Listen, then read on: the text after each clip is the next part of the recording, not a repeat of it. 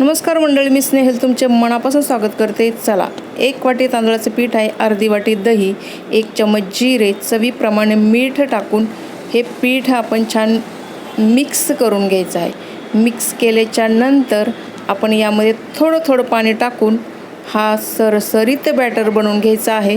सरसरीत म्हणजे जास्त घट्ट नको किंवा जास्त पातळ नको, असा हा बॅटर आपण बनवून घ्यायचा आहे। चला तर बॅटर आपला बनवून रेडी आहे।